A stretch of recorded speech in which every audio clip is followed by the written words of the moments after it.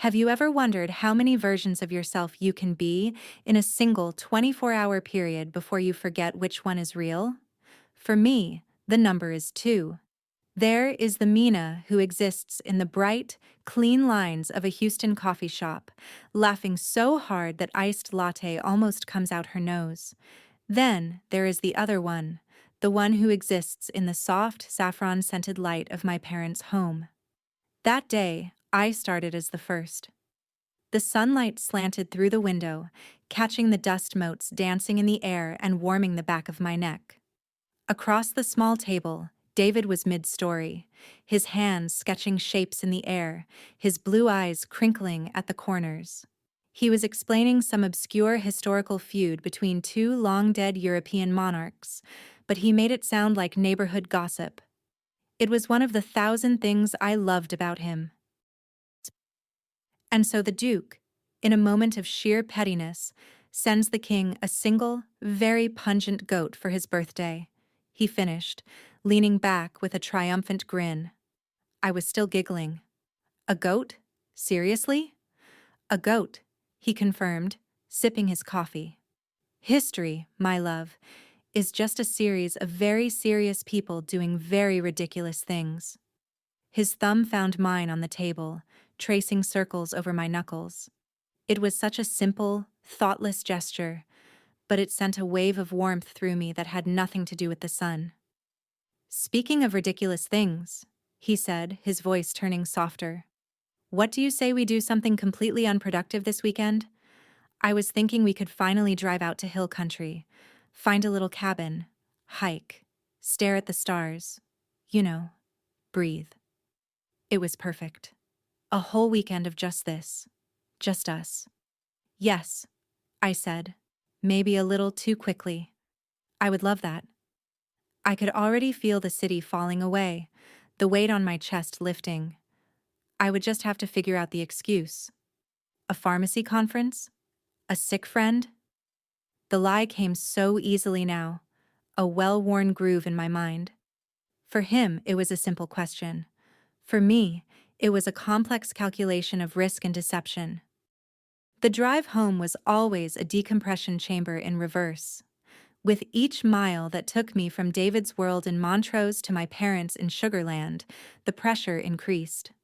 I switched off the indie rock station and the silence in the car became a canvas for my anxiety. By the time I pulled into the familiar driveway, I had already mentally shed one skin and was preparing to slip into another. Inside, the first thing that hit me was the aroma of cardamom and simmering onions. Home. I took off my flats, placing them neatly by the door, and went to my room. The jeans and t-shirt I'd worn felt like a costume. I folded them away and pulled out a simple shalwar kameez, the soft cotton cool against my skin. Looking in the mirror, I saw the transformation was complete. My hair, which had been loose around my shoulders, I now pinned back. My posture straightened. The easy smile I'd worn all afternoon was replaced by something more serene, more dutiful. I was no longer Mina, David's girlfriend. I was Mina, daughter of Amir and Samira Khan. Dinner was a quiet affair, the conversation flowing in the gentle cadence of Urdu. My father, Baba, asked about my work at the pharmacy, nodding approvingly as I told him about the new inventory system I'd helped implement. My mother, Ami, fussed, piling more biryani onto my plate than I could possibly eat, her love language always being a fear of me being underfed. "You're looking thin, Beta," she murmured, her brow furrowed with a concern so genuine it made my heart ache with guilt. I love them. That was the impossible, crushing truth of it all. I loved them with every fiber of my being. Their world, with its rules and traditions, was a fortress they had built to protect me, to preserve a part of themselves in a country that was not their own. They saw my obedience not as suppression, but as the highest form of respect, the ultimate proof of my love. How could I tell them that my happiness lay outside the fortress walls? How do you explain that you need to be saved from your own saviors? We were clearing the dishes, the clink of porcelain the only sound, when Amy spoke, her voice light and casual, as if she were commenting on the weather. I spoke with your Khala Saima in Karachi today. I kept my hands steady as I rinsed a plate, my knuckles white. Khala Saima was my mother's sister, the family's chief operator and news source. Oh? How is she? I asked, my own voice a marvel of calm. She is well, alhamdulillah. She said they have some very good news for us. News we have been waiting a long time for. It will be finalized soon. There it was. A sentence, dropped like a pebble into the placid surface of the evening, but I felt the ripples spread like a spiderweb of ice through my veins. It was a familiar feeling, a cold dread I had learned to push down and ignore countless times before. Good news. Waiting a long time. Finalized. It was code, a language I had spent my life learning to decipher. I just smiled, stacking the clean plates. That's nice, Ami. Inside, a single, silent scream was building. What if this time, I wouldn't be able to ignore it? What if this time, the good news was a cage being locked from the outside? Have you ever had a moment where the future you've been carefully building is dismantled in front of your eyes, not with a bang, but with a joyful announcement? For 3 days after my mother's cryptic phone call, I lived in a state of willful ignorance.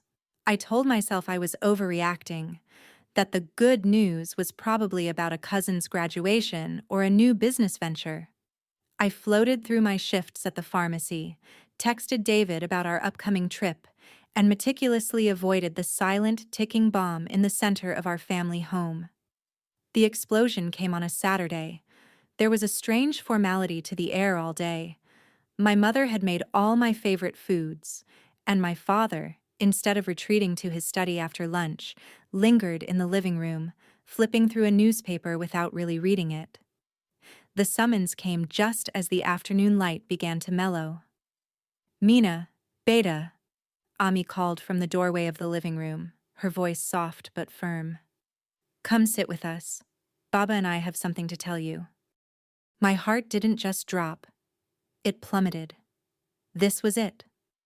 I walked into the room where we kept the good furniture, the pieces reserved for important guests, and saw them sitting side by side on the brocade sofa. A united front. I sat opposite them in the stiff armchair, my spine straight, my hands clasped in my lap. The perfect, respectful daughter. My father put down his paper and cleared his throat, a sound that echoed in the heavy silence. Mina, he began, his gaze serious but his mouth holding the ghost of a smile. Your mother and I are very proud of you. You have finished your education. You have a good career. You have done everything we ever asked of you. I felt a cold knot tighten in my stomach. This was the preamble, the justification for the verdict that had already been decided. My mother reached over and took his hand, her face glowing with an emotion so pure, so overwhelmingly happy, it was terrifying. We have prayed for this day, she said, her voice thick with feeling. We have found the most wonderful, perfect match for you. We have given our word. The room tilted. The words hung in the air, each one a steel bar dropping into place, building a cage around me. Match for you. Given our word. This wasn't a consultation, it was a declaration. His name is Karim, Baba continued, puffing out his chest with pride. He is the son of my oldest friend from Lahore, Rashid Ali, an engineer, 32 years old, very successful in Karachi. A good, religious man from a good family. You could not ask for a better husband. As he spoke, Ami produced a large, glossy photograph from the envelope on the coffee table. She slid it across to me. It felt like it weighed 100 pounds. I looked down, and a stranger's face looked back. He was handsome, I suppose, with kind eyes and a well-groomed beard. In the picture, he was smiling, confident. He looked like a man who had his life perfectly in order. He looked like the man who was about to shatter mine. They were both watching me, their faces alight with expectation, waiting for my joy to mirror their own. They were giving me my future, a gift they had spent years planning, and all I could feel was the scream clawing its way up my throat. But what do you say in a moment like that? How do you articulate that their greatest gift is your deepest horror? The word no was there. It was a living thing on my tongue, a single, sharp syllable that could save me. But as I looked at my mother's shining, tear-filled eyes and my father's proud, beaming face, the faces of the two people who had sacrificed everything for me, the word died. It withered into ash in my mouth. Saying no would not just be a refusal, it would be an act of cruelty. It would be telling them their love was a poison, their sacrifice a mistake. So I said nothing. I just stared at the smiling man in the photograph, my entire world collapsing into the silent, suffocating space between one heartbeat and the next. And in my silence, they heard my acceptance. The silence that followed their announcement was a living thing. For 2 full days it sat with us at the dinner table. It watched television with us in the evenings.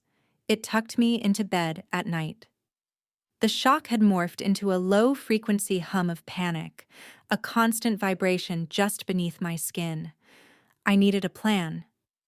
The nuclear option, the one that involved a man named David, was unthinkable. It wasn't a key. It was a bomb that would level everything I had ever known. No, I had to be strategic. I had to appeal to the person I had always believed to be the court of appeals in our family, my mother. I would use a language she understood, the language of logic and practicality. Surely she would see reason. She had to. I found her in the kitchen, the heart of her kingdom, humming a familiar Urdu ghazal as she measured out tea leaves into a pot. The air was fragrant with the scent of crushed cardamom and ginger. For a moment, watching her, I felt a pang of such profound love that my resolve faltered. How could I bring ugliness into this peaceful, scented space? But the image of Kareem's smiling face, the photograph now sitting on my dresser like a wanted poster for a life I didn't want, spurred me on. I leaned against the cool granite of the countertop. Ami, I began, my voice steadier than I expected. Can we talk about the announcement? She didn't stop her work, just nudged the pot onto the stove. Of course, Beta. Are you excited? His mother is a wonderful woman. She is already planning the shopping. There was the first wall. She wasn't asking for my feelings. She was telling me what they should be. I took a breath. Ami, it's all so fast. My career. I've worked so hard for my PharmD. I'm finally building a reputation at the pharmacy. To just leave that? I let the question hang in the air, hoping it sounded reasonable, professional, not like the plea of a rebellious child, but the concern of a pragmatic adult. She finally turned, wiping her hands on her apron, and gave me a soft, pitying smile. It was the smile she used when I was a child and afraid of monsters under the bed. A smile that said, "You don't know what you're talking about, but it's cute that you think you do." "Oh, Janam," she said, her voice dripping with affection. "A career is a good thing to have. It is a good hobby. But a family, a husband, children, that is your life. That is what matters." "It's not a hobby," I said, a bit of an edge creeping into my voice. "It's my profession. It's important to me. I'm not ready to give it up." "And who is asking you to?" she countered smoothly, her smile never faltering. "Kareem is a modern man. He is very proud of your education. He said you can work in Karachi if you like, as long as the home is taken care of." Her logic was a flawless circle, leaving no room for escape. Every argument I presented was not a problem to be solved, but a silly fear to be soothed. It was like trying to punch water. I was getting nowhere, just tiring myself out. So I tried another tactic, appealing to something more personal, something she couldn't dismiss with practicalities. I'm just not ready, Ami, for marriage, for anyone. This, at last, caused a flicker in her placid expression. The smile tightened. She came closer and took my hands in hers. Her skin was warm and smelled of spices. You think you know when you are ready? At 29 years old? Beta, you do not know what is best for you. We do. We are your parents. It is our duty, our fars, to see you settled and safe. The conversation had seamlessly shifted from a discussion about my life to a monologue about her duty. She was no longer talking to me, but past me. We did not raise you in this country, with all its distractions, just to see you end up alone. This is how we protect you. This is how we preserve our culture, our honor. In giving you to a good man like Kareem, we are giving you the best of ourselves. My reasons, my career, my feelings, they were irrelevant. They were just American nonsense, trivialities in the face of the monumental concepts of duty, family, and honor. I was not a person with a life to be lived, but a legacy to be fulfilled. She squeezed my hands, her expression turning earnest, pleading. You will see, Mina. You will be happy. You will thank us one day. She let go and turned back to the stove, where the tea was beginning to simmer. The conversation was over. I was dismissed. I stood there, frozen in the middle of her warm, fragrant kitchen, feeling colder than I ever had in my life. I had tried to reason with the wall, only to find out it wasn't a wall. It was a fortress, and its bricks were mortared with love. What do you do when the thing imprisoning you is the very love you cannot bear to break? The fortress of my mother's love was impenetrable. My logic had been nothing more than a child's fists beating against stone walls. For the next few days, I moved through my life like a ghost, haunting the edges of my own existence. The panic that had been a low hum was now a roaring in my ears, drowning out everything else. David's texts, full of excitement about our weekend trip, felt like messages from another galaxy, a life I was no longer a part of. He'd call, and I'd answer in monosyllables, blaming my mood on a headache or a tough day at work. How do you tell the man you love that you have been sold? How do you explain that a contract on your future has been signed by the people you are supposed to trust the most? I broke on Wednesday. I was at his apartment, a small, book-cluttered space that had always felt like my sanctuary. We were supposed to be watching a movie, but I hadn't registered a single frame. I was just staring at his hands, his strong, capable hands, and imagining them holding mine at a wedding that would never happen. He must have felt my gaze because he paused the movie and turned to me, his expression soft with concern. Mina, you're a million miles away. What's going on with you this week? I opened my mouth, but the usual lie, the easy excuse, wouldn't come. Instead, a choked, pathetic sound escaped. And then the tears. They weren't loud or dramatic, just a silent, hot spill down my face, the physical manifestation of my dissolving hope. He didn't press. He just pulled me into his arms and held me, his hand stroking my hair as I soaked the front of his t-shirt. He waited. When the sobs finally subsided into shuddering breaths, I pulled back, wiping my face. I have to tell you something, I whispered, the words tasting like rust. Something I should have told you a long time ago. And so I did. I told him everything. About the two Minas, the dual life, the constant pressure. I told him about my parents' love, so fierce and protective it had become a cage. And then, the words tumbling out in a rush of shame and terror, I told him about Kareem, about the photograph, about the announcement that was not a question but a sentence, the whole ugly, impossible story. He listened, his face a canvas of shifting emotions, confusion, then disbelief, then a slow-burning anger. But the anger wasn't for me. It was for the situation, for the injustice of it all. When I finished, the silence in the room was heavy with the weight of my secret, now shared. He reached out and took my hands, his grip firm and steady. "Okay," he said, his voice calm, but I could see a muscle twitching in his jaw. "Okay, this is a lot, but we'll handle it," he said. "We." The word was an anchor in the storm raging inside me. "You don't understand, David," I whispered. "There's no handling this. They've given their word. It's a matter of family honor. It's done." He shook his head, a look of stubborn certainty in his eyes. "No, nothing is done. You're a 29-year-old woman, not property. This is insane." And then he said the words that filled me with a unique, chilling blend of love and absolute horror.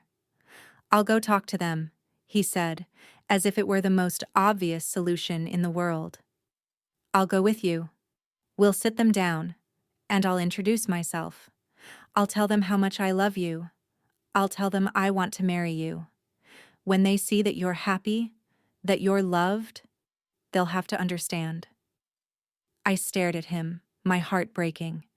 He was so good, so decent. He was trying to apply the logic of his world, a world of open conversations and romantic love conquering all, to a universe he couldn't possibly comprehend. I pictured it. David, so earnest and American, sitting on my parents' formal sofa, trying to explain his feelings while my father looked at him with a quiet, stony silence that was 1,000 times worse than shouting, and my mother simply began to weep for the daughter she had lost to this foreign world. In his eyes, I saw love and a fierce desire to protect me. But I also saw the fear he was trying to hide, the fear of a man confronting something utterly alien. He thought he was offering a solution. I knew he was offering a lit match to a room soaked in gasoline. The cultural chasm between us had never felt so vast, so terrifyingly deep. He thought this was a problem of persuasion. He didn't understand it was a battle of fundamental beliefs, a war where his very presence on the battlefield would be seen as an unforgivable act of aggression. I loved him for wanting to fight for me. But what do you do when the man you love offers you the one weapon that will guarantee your mutual destruction? "No, David," I finally managed to say, the words catching in my throat. "You can't. You don't know what that would do." My desperate plea that David stay away from my parents had bought me time, but it had solved nothing. I had successfully prevented a gasoline fire, but I was still locked in the room, and the walls were closing in. My parents, mistaking my quiet despair for reluctant compliance, decided it was time to move to the next phase of their plan. They believed the problem was one of abstraction. This Kareem was just a photograph, a name. If they could just make him real, if I could see and hear him, surely my foolish American-style reservations would melt away. The solution, in their minds, was simple: a video call, a modern tool for an ancient tradition. It was scheduled for a Sunday evening, a time carefully coordinated across 10.5 hours and nearly 9,000 miles. The preparation felt like a ritual for a sacrifice. My mother laid out one of my nicest outfits, a shalwar kameez of saffron-colored silk that I usually saved for weddings. "You must look your best, Beta," she'd said, her voice bright with excitement. "First impressions are everything." It felt like she was dressing a doll for display, a product to be presented to a potential buyer. I sat in front of my vanity mirror, my hands cold and numb, while she fussed with my hair, pulling it back in a way she deemed more modest and appropriate. I stared at my reflection. Who was this person? This silent, obedient girl with the haunted eyes. She looked like me, but she felt like a stranger. My father, meanwhile, was arranging the stage in the formal living room, positioning the laptop on the coffee table, adjusting the lighting, testing the connection. It was a production, and I was the unwilling star. When the time came, we sat together on the sofa, a perfect family portrait. The Skype ringtone echoed in the silent room, a shrill, digital summons. My father clicked accept, and the screen flickered to life. Two faces, a man and a woman in their late 50s, smiled at us from a richly decorated room in Karachi. His parents. They were beaming, their expressions a mirror of my own parents' joy. The pleasantries began. A wave of formal greetings in Urdu, questions about health, about business, comments on how wonderful it was for this day to have finally arrived. I sat with a polite, frozen smile plastered on my face. My jaw ached from the effort. Inside, I was a coiled spring of tension, my heart hammering against my ribs, a frantic, desperate rhythm. I felt like an astronaut whose tether had been cut, floating away into a cold, silent void while everyone on the monitors waved and smiled, oblivious. Then, a man moved into the frame behind them and sat down. It was him. Karim. The man from the photograph. He was just as handsome in motion, perhaps more so. He had a calm, self-assured air about him, and when he smiled, his eyes crinkled in the same kind way they had in the picture. He greeted my parents with deep respect, his voice a smooth, educated baritone. He was not a monster. He was not a leering villain from a cautionary tale. He was a polite, well-dressed, successful 32-year-old man. And that, somehow, was infinitely worse. A monster you can hate. A monster you can fight. But what do you do with a perfectly reasonable man who is, through no real fault of his own, the architect of your doom? He was just playing his part in the grand design, a role he had been raised to accept, just as I had. After a few minutes of conversation between the parents, he turned his attention to me. The polite smile on his face became warmer, more personal. "Mina," he said, and the sound of my name in his mouth sent a jolt of revulsion through me. "Your father has told me so much about your work as a pharmacist. It is a very noble profession. I have a great deal of respect for your ambition." I could feel my parents preening beside me. I murmured a thank you, my voice barely a whisper. He continued, his tone earnest and reassuring. "I want you to know, I believe in partnership.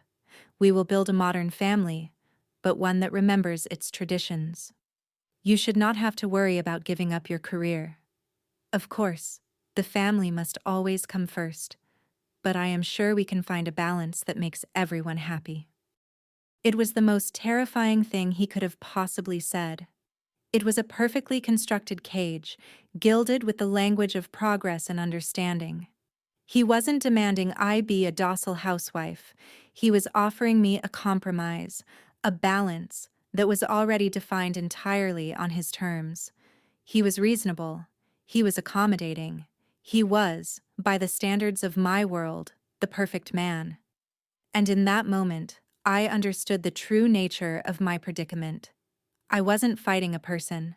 I was fighting an entire, deeply entrenched system, a system so powerful that it could produce a man like this, a good, kind man who saw no conflict between respecting my ambition and assuming his right to define its limits. The screen went dark after promises to talk again soon, leaving me sitting in the silence of the living room. My parents were glowing. They had seen the call as a resounding success. They didn't see that in making my fiancé a real person. They hadn't reassured me. They had simply given my despair a face. Have you ever considered how fast good news travels in a place where privacy is seen as a mild form of selfishness? In the Houston Pakistani-American community, it moves at the speed of a single phone call from one proud mother to another. After the video call with Karim, my fate, once a private family matter, became public domain. The engagement was no longer a proposal to be considered, but a fact to be celebrated. My silent, horrified acquiescence had been notarized by the court of public opinion, and the walls of my home had just expanded to encompass our entire social world. The first wave hit at the mosque the following Friday. The moment the formal prayers concluded, the women's section, usually a space of quiet reflection, transformed into a buzzing hub of social commerce. It began with a touch on my mother's arm. It was Mrs. Khan, a woman whose daughter had been married off to a doctor in Chicago the year before. "Samira, Mubarak ho," she said, her voice carrying across the carpeted floor. "We heard the wonderful news about Mina. Mashallah, Rashid Ali's son. What a fine family." My mother, who had been looking merely content, began to radiate pure, unadulterated joy. She basked in the congratulations as if it were sunshine. "Jazakallah, Faiza," she replied, patting Mrs. Khan's hand. "We are very blessed."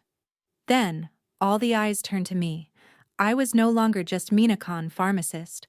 I was Mina Khan, the fiancée, a symbol of a successful family, a daughter who had done her duty. I felt dozens of gazes on me, assessing, approving. I managed a tight smile and a quiet, "Thank you," the words feeling like gravel in my mouth. A circle of women, the aunties who served as the community's social arbiters, quickly formed around us. The questions came in a flurry, each one a hammer blow driving the nail of my arranged future deeper. "He is an engineer, I hear. When is he coming to visit? Have you started shopping for your jahiz, your dowry?" They weren't being cruel. They were being normal. They were reinforcing the bonds of a community that survived by upholding these very traditions. To them, this was a moment of pure happiness, a victory against the corrosive freedoms of American life. How could I possibly voice my dissent here? Any hesitation, any word other than a grateful smile, would not be seen as a personal choice. It would be a public slap in the face to my parents, an act of profound, unforgivable shame. The trial by congratulations continued that weekend at a dinner party. We sat in the ornate living room of a family friend, and I felt like an exhibit at a museum.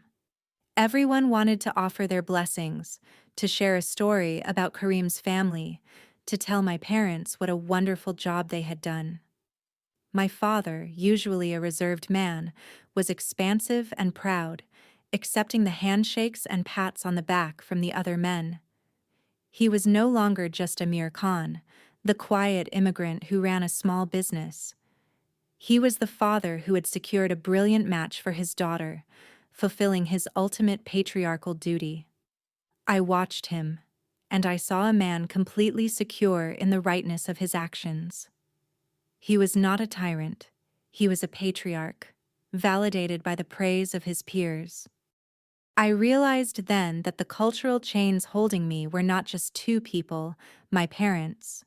They were an entire network of social connections, a web of shared values and mutual expectations that had been woven over generations. Every smiling face, every warm congratulation, was another thread in that web, wrapping around me, holding me fast. To break free would not just be to defy my mother and father, it would be to declare war on my entire world. It would mean becoming an outcast, a cautionary tale whispered about at future gatherings. Sitting there, smiling until my face hurt, I felt the last of my own identity slipping away. I was no longer a person. I was a project, a successful merger, a community triumph. And the terrifying question that echoed in the silence of my mind was no longer how I could say no, but whether I even existed anymore outside of their collective, crushing yes. What is the most effective kind of prison? Is it one with iron bars and locked doors? Or is it one built from the loving smiles and crushing expectations of everyone you have ever known? The congratulations from the community had been the final bricks in the wall. I was suffocating. So I did the only thing I could think of. I used the tools of my double life to carve out a sliver of freedom. I lied. I told my parents there was a mandatory 2-day pharmacy symposium in Austin for continuing education credits. The lie was elaborate, complete with a fabricated schedule I'd printed from the internet. The guilt was a physical weight in my gut, but the desperation was stronger. Packing a small overnight bag felt like preparing for an escape, not a weekend trip. Every item, a pair of hiking boots, a worn sweatshirt, a novel, felt like an act of rebellion. Driving out of Houston with David felt like breaking the surface of the water after being held under for too long. I rolled down the window and let the humid Texas air whip through my hair, trying to blow away the scent of cardamom and duty that clung to me. With every mile we put between us and Sugarland, I felt a layer of my carefully constructed armor fall away. The manicured lawns and identical brick houses gave way to the rolling, rugged landscape of hill country. The sky seemed to get bigger out here, a vast, indifferent blue that didn't care about family honor or perfect matches. We found the cabin he'd booked, a tiny wooden box tucked away in a grove of oak trees. It was simple, rustic, and the most beautiful place I had ever seen. For 2 days, it was our sovereign nation, a country of two. We didn't do much. We hiked along a dusty trail, our conversation easy and punctuated by long, comfortable silences. We made sandwiches for lunch and ate them sitting on a sun-warmed boulder overlooking a valley. For the first time in what felt like a lifetime, I wasn't performing. I wasn't Mina, the dutiful daughter, or Mina, the secret girlfriend. I was just a woman, breathing clean air next to the man she loved. That evening, sitting on the small porch of the cabin, a simple, profound thought struck me. This is what it feels like to be happy. Not the complicated, anxious love I felt for my family, which was always tied up in obligation, but a simple, uncomplicated joy. The feeling was so pure, so potent, it was almost painful. It was the taste of a life I was about to lose. We were talking about the future, not in the abstract, but in the specific, terrifying way we had to now. "What is the actual plan, Mina?" David asked, his voice gentle but firm. "We can't just hide. What are you going to do?" I stared out at the trees, their leaves dark silhouettes against the twilight sky. "I don't know," I confessed, the words feeling heavy and inadequate. Every option feels like a different kind of amputation. He was quiet for a moment. Then he turned to me, his expression serious. "I know this is my world, not yours, so this might sound naive," he started. "But in my world, when two people love each other and want to build a life, they make a promise. They make it official. They give themselves something real to fight for." Before I could process what he was saying, he reached into the pocket of his jeans. He didn't get down on one knee. There was no grand speech. It was simple, sincere, and utterly real. He opened his hand, and in his palm was a small, delicate silver ring with a single, tiny sapphire. It wasn't a diamond. It was something that knew me. It was the color of the hill country sky. "I love you, Mina Khan," he said, his voice steady. "I don't have a plan that fixes everything, but I know I want to spend my life with you. I want to fight for that. Will you marry me?" Tears streamed down my face, but for the first time, they were not tears of sorrow or fear. They were tears of release. I looked from his earnest, loving face to the small, perfect ring in his hand. It was a choice, a real, tangible choice. I slid the ring onto my finger. It was a perfect fit. In that moment, something inside me shifted. The fear was still there, a cold stone in the pit of my stomach, but for the first time it was joined by something else, a fierce, blazing resolve. This ring was my anchor. This love was my truth. The weekend had given me more than a breath of fresh air. It had given me back my own voice. I knew what waited for me back in Houston. It would be a storm, a hurricane of tears and accusations and heartbreak. But I would not be the silent, smiling girl in the saffron dress anymore. I would go back. And I would tell them no. I would finally, for the first time in my life, choose my own cage. And it would be the wide, open world with this man. The freedom would be terrifying, but the alternative was no longer a life I was willing to live. The drive back from hill country was a study in reverse alchemy. The golden freedom of the weekend slowly transmuted back into the leaden weight of reality. The sapphire ring on my finger felt like a small, cool star, a secret source of light. But I kept my hand curled into a fist as we drove, hiding it. What had felt like a shield in the rustic cabin now felt like a target. David dropped me off a block away from my house, a necessary piece of tradecraft in our covert life. The kiss we shared was different this time. It wasn't the light, hopeful kiss of our trip. It was grim, a promise of solidarity before a battle. "Call me the second you can," he said, his eyes dark with worry. I nodded, unable to speak, and slipped out of the car. Walking into my house, I felt like a spy returning from a mission with a truth that would get her killed. My parents greeted me with questions about the symposium. I answered with the lies I had rehearsed, the details of fabricated keynote speakers and networking events feeling like ash in my mouth. They were happy, oblivious. My mother already talking about a new recipe she wanted to try for dinner.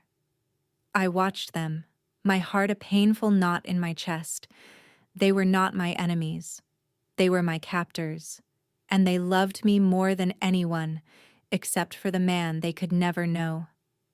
I let them have their peace through dinner. I ate the food my mother had cooked. I listened to my father's stories about work. I was giving them this one last normal evening, this one last moment of me being the daughter they thought they had.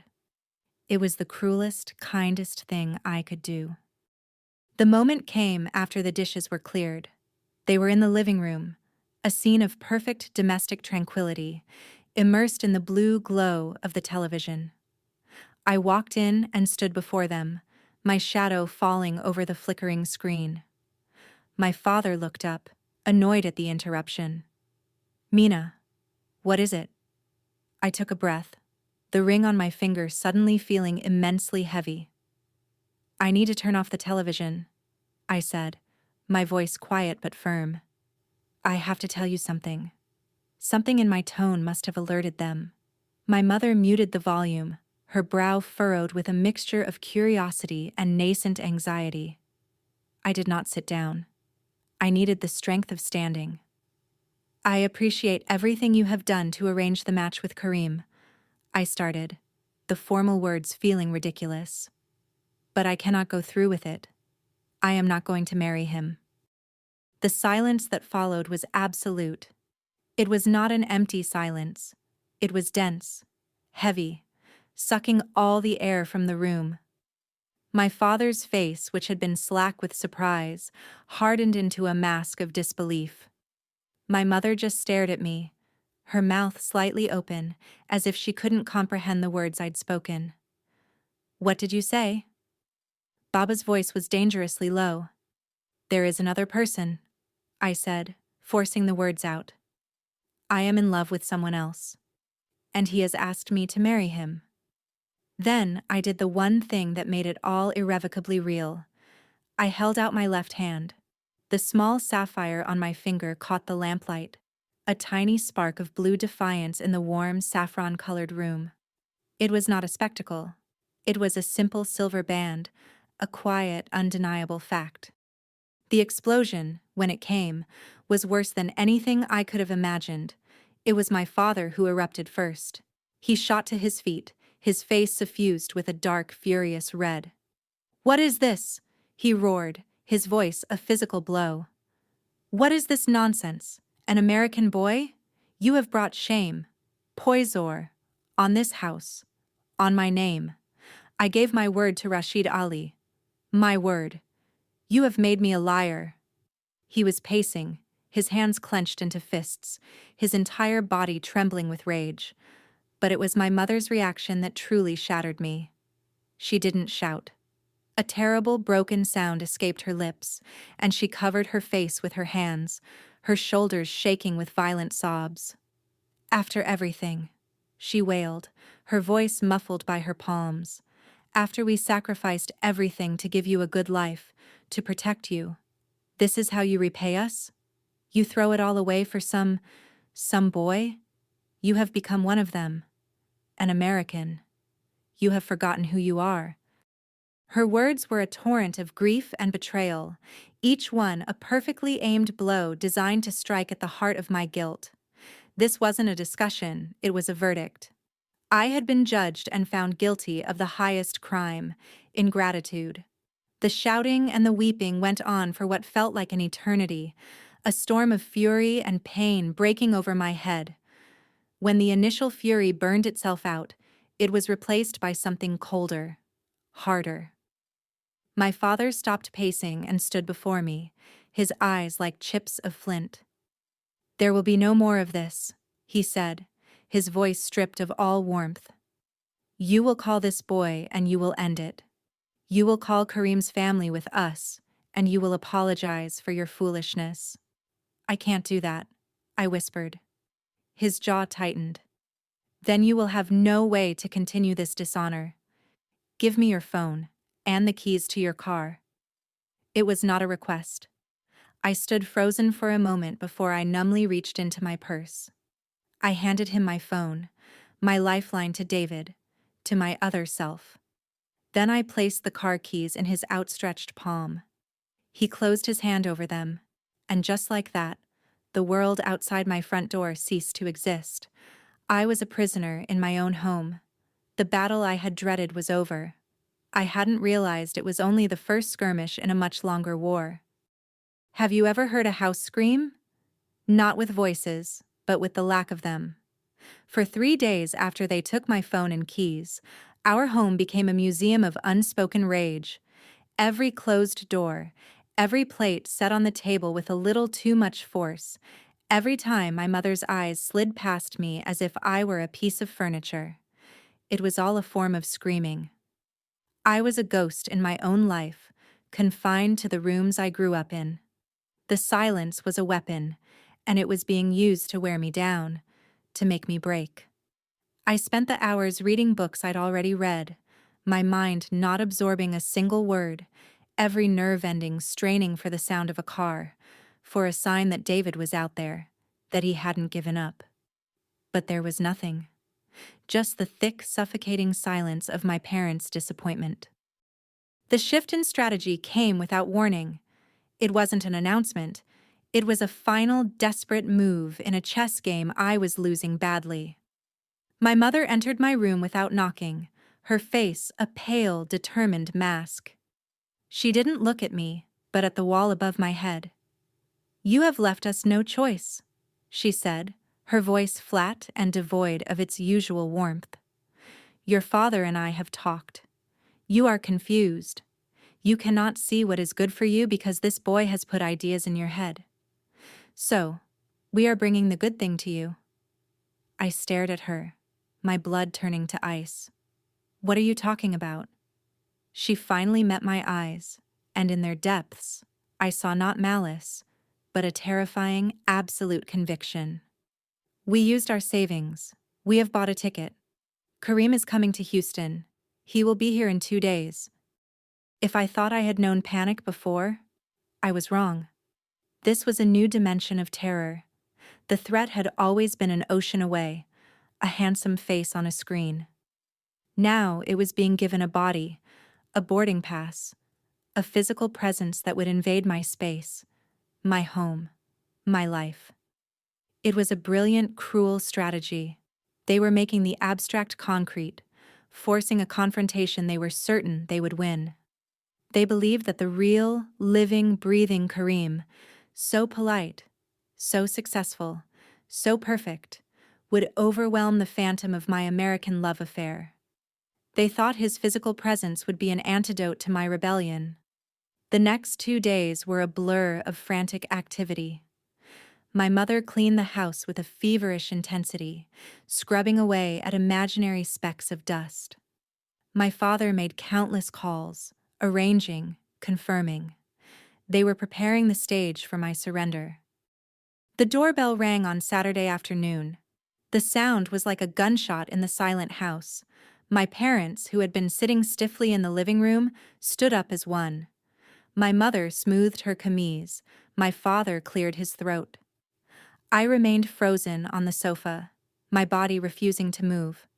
I could hear my father opening the door, the low murmur of respectful greetings in Urdu. And then he walked in. Karim. He was taller than I had expected, and he filled the space in a way his digital image never could. He was holding a small bouquet of flowers, looking both exhausted from his 10,000-mile journey and deeply, profoundly confused. He greeted my mother, then his eyes found me, still sitting on the couch. He approached me slowly, the polite smile from the video call fixed on his face, but it didn't reach his eyes.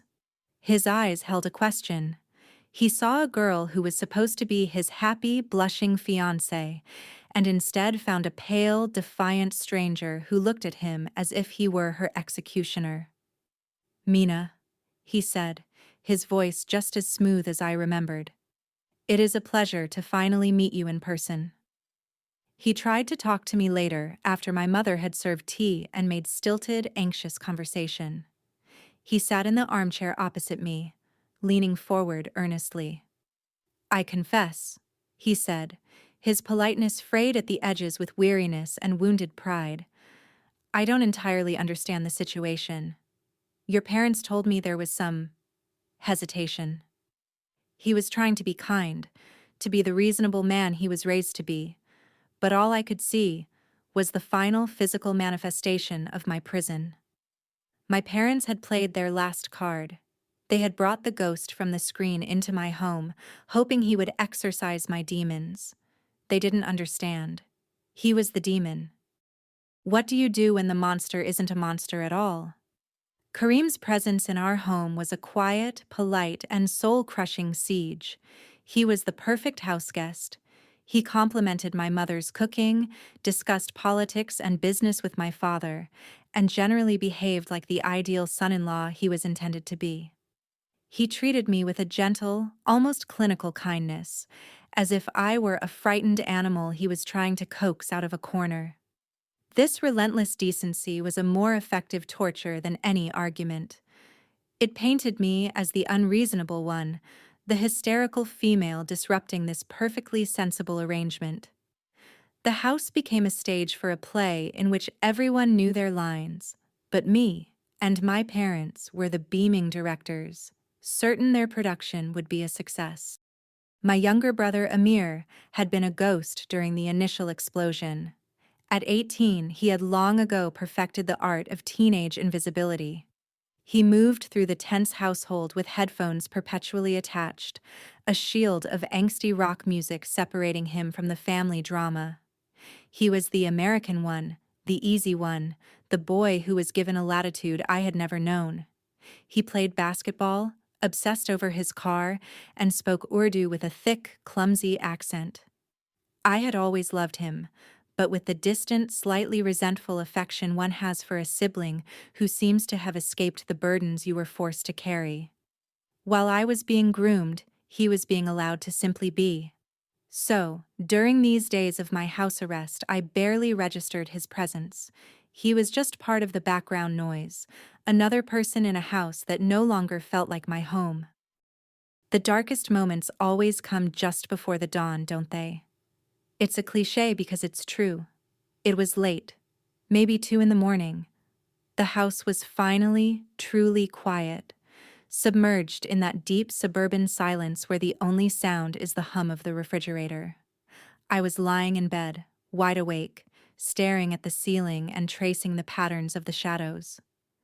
Despair was a physical presence in the room, a heavy blanket threatening to smother me. I had no phone, no car, no allies. The wedding, once a distant threat, was now being discussed in my own living room in terms of dates and venues. It was over. I had lost. I was just waiting for the checkmate that I knew was coming. That's when I heard it. A sound so soft I thought I'd imagined it. A gentle tap on my bedroom door. I didn't move. It was probably my mother, coming for another round of tearful pleading. The door creaked open a few inches, and a sliver of hallway light cut across my floor. A figure slipped inside, closing the door silently behind him. It was Amir. He stood there for a moment, just a silhouette in the dark. "Mina?" he whispered, his voice cracking slightly. I sat up, my heart pounding with a sudden, inexplicable dread. "What do you want, Amir?" I asked, my own voice a harsh whisper. I expected a lecture, a plea for him to make his life easier by just giving in. Instead, he moved closer to my bed, and in the dim light, I saw he was holding something. Something sleek and black. My phone. He held it out to me. I just stared at it, unable to comprehend what was happening. "What? How?" "Baba fell asleep in his armchair," he whispered urgently. "I took it from his study. He won't notice until morning." He pushed the phone into my hand. Its cool, smooth surface felt alien. "Mina, this is so messed up," he said, and for the first time, the teenage apathy was gone from his voice, replaced by a raw, genuine anger. "I hear them. I see you. You look like you're dying." He looked over his shoulder as if the walls themselves were listening. "This is not right. This isn't how it's supposed to be." He was the one I had dismissed, the one I thought was oblivious, floating through life on a cloud of American privilege, and he was the only one who truly saw me. I looked at him, my brother, really looked at him for the first time in years. He wasn't a boy anymore. "Why are you doing this?" I breathed. He shrugged, a flash of the awkward teenager returning. "Because you're my sister," he said simply. "And because if they can do this to you, they can do it to anyone." He met my eyes in the dark, and in his, I saw a flicker of his own fear, his own future. He understood. He leaned in closer. "Run," he whispered, the word a tiny explosion in the silent room. "Just run." He squeezed my shoulder and then, as silently as he had entered, he was gone. I was left alone in the darkness, the phone clutched in my hand. It felt heavier than a brick, a lifeline and a bomb, all in one. It wasn't just a phone. It was a choice, a key, a weapon. And I knew exactly who I had to call. How do you pack for a life you've never lived? Huddled under my blankets, the phone felt like a burning coal in my hand. The light from the screen was an act of treason, illuminating my face as I typed the most important message of my life. My fingers trembled and my heart hammered against my ribs, a frantic drumbeat in the silent house. "He's here. They brought him here. It's happening. I have to leave. Tonight. Can you come?" I stared at the words, my entire future distilled into a few desperate sentences. I hit send, then immediately turned off the sound, my breath catching in my throat. The wait was agonizing. Every creak of the house, every distant siren sounded like an alarm. Was this how it felt to be a criminal? To betray everything you were ever taught to honor? The phone vibrated in my hand, a silent earthquake. David's reply was instantaneous. "I'm on my way. End of the street by the big oak tree. 20 minutes. Are you sure?" The last two words were a lifeline, an offer of a way out even from this. He wasn't pushing me. He was making sure. I typed back a single word. "Yes." Then I switched the phone off and slid it into my pocket. 20 minutes. My mind, which had been a fog of despair, sharpened into a state of hyperfocus. I slipped out of bed, my movements slow and deliberate, a thief in my own home. I pulled a small backpack from the back of my closet, the one I used for hiking with David. The irony was a bitter taste in my mouth. I laid it on my bed and began to assemble the pieces of my new life. I didn't take much. A change of clothes, my toothbrush, the things you grab when you know you are never coming back. Then I opened the drawer where I kept my important documents. My hand closed around the stiff paper of my passport and the folder containing my pharmacy diploma. These were not just items. They were my identity, my proof of existence outside the walls of this house. They were my escape and my future. I tucked them into the bag's inner pocket, my own declaration of independence. The last thing I did was sit at my small desk. I pulled out a single sheet of stationery and a pen. What do you say to the people whose hearts you are about to break? How do you explain that you are choosing to save yourself by destroying them? I tried to write about love, about being torn, about my desperation, but the words were hollow, justifications that would never be accepted. They would sound like excuses for a betrayal they could never comprehend. So I crumpled up the paper and started again. This time, I wrote only 3 sentences. Ami, I am sorry for the pain this will cause. Please know that I will always love you. Please take care of Amir. It wasn't an explanation. It wasn't a plea for forgiveness. It was a farewell. A period at the end of a life. I folded the note and placed it on my pillow, where I knew she would be the first to find it. I took one last look around the room, a museum of the girl I used to be, the girl who followed the rules, the girl who was about to die so that I could live. Slipping out of the house was the most terrifying thing I have ever done. I carried my shoes in one hand, my backpack slung over my shoulder. Each step on the creaking floorboards was a cannon shot in the silence. I passed my parents' bedroom, their door slightly ajar. I could hear my father's gentle snore. For a moment I froze, an overwhelming urge to run back to my room, to climb into bed and pretend this was all a nightmare. But then I thought of Karim, sleeping in the guest room down the hall, a polite, smiling symbol of my future. I thought of the saffron dress. I kept moving. The lock on the back door was stiff, and the sound it made as I turned it echoed in my ears. The night air was cool and damp on my face, a shocking contrast to the suffocating stillness of the house. I ran. I didn't look back. I ran barefoot down the familiar driveway, across the perfectly manicured lawn, my feet silent on the damp grass. The world was shades of gray and black, the streetlights casting long, distorted shadows. There it was. At the end of the block, parked under the sprawling branches of an old oak tree, was a familiar car, its headlights off, a dark shape full of promise. I pulled open the passenger door and scrambled inside, my breath coming in ragged gasps. David didn't say a word. He just reached over and squeezed my hand, his touch a steady, grounding force. He put the car in drive and we pulled away from the curb, the engine a soft whisper. As we turned the corner, I risked one last glance in the rearview mirror. There was my house, the place I had lived my entire life, sleeping under the moonlight, completely unaware that a part of it had just been amputated, forever. Do you know what freedom sounds like? It's not a triumphant symphony or a ringing bell. It's the quiet, rhythmic hum of tires on an empty interstate at 3 a.m. It's the sound of 2 people breathing in the shared, silent space of a car, driving away from a life that has just been set on fire. We didn't talk for the first 100 miles. There were no words for what had just happened.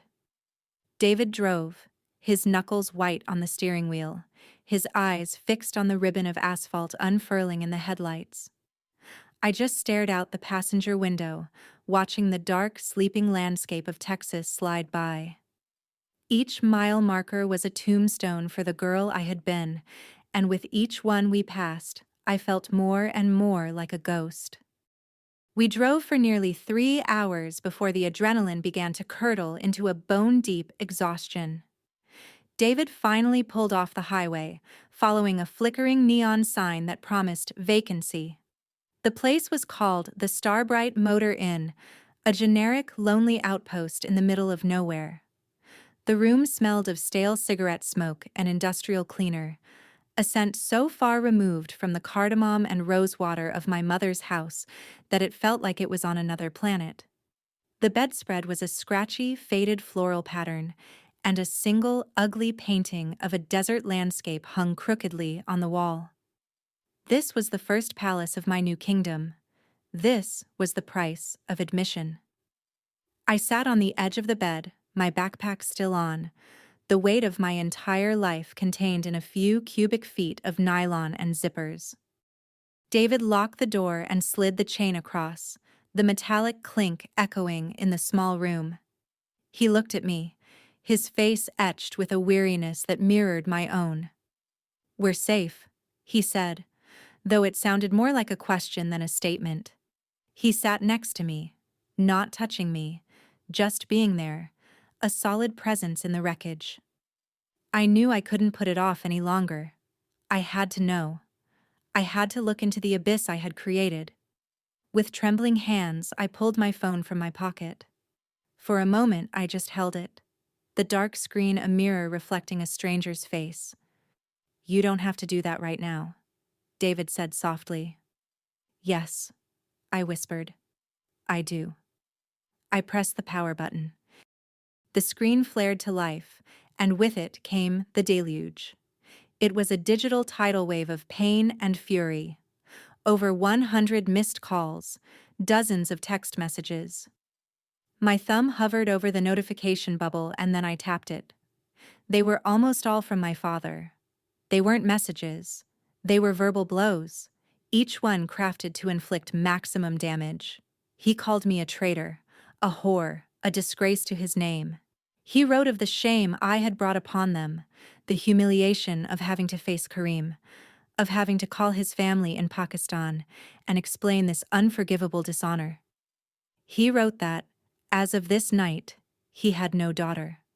I was dead to him.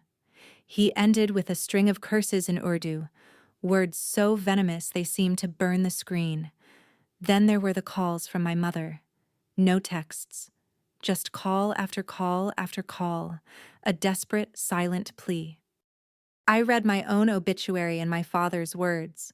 I felt the heat of his rage, the sharp, jagged edges of his shame. And then I did something I never thought I would have the strength to do. I opened his contact information. My finger paused for a fraction of a second over the word on the screen. Then I pressed it. "Block this caller." A confirmation box appeared. "Are you sure?" I pressed block again. I did the same for my mother. It was a small, clinical action on a glass screen, but it felt like a final, brutal amputation. I had severed the limb to save the body. I switched the phone off and let it drop onto the ugly floral bedspread. I was untethered, an orphan of my own making. And that's when I began to cry. The tears weren't for the curses or the anger. They were for the ghost of my father's pride, the memory of him lifting me onto his shoulders when I was a child. They were for my mother's hands, the ones that had cooked thousands of meals for me, the hands that I had just blocked from ever reaching me again. I was grieving a death. I was mourning the loss of a family that had loved me so fiercely they had tried to suffocate me with it. David's arms wrapped around me, pulling me against his chest. He didn't offer platitudes or solutions. He just held on tight as I wept, his presence a silent promise that I was not entirely alone. I was free. But sitting there, in the stale air of that cheap motel room, I finally understood the truth. Freedom is not a gift. It is a purchase, and its price is everything you have ever known. They say that time heals all wounds, but that isn't entirely true. It doesn't heal them. It just transforms them from gaping, open injuries into old silver scars that ache when the weather changes. 2 years had passed since that night in the Starbright Motor Inn.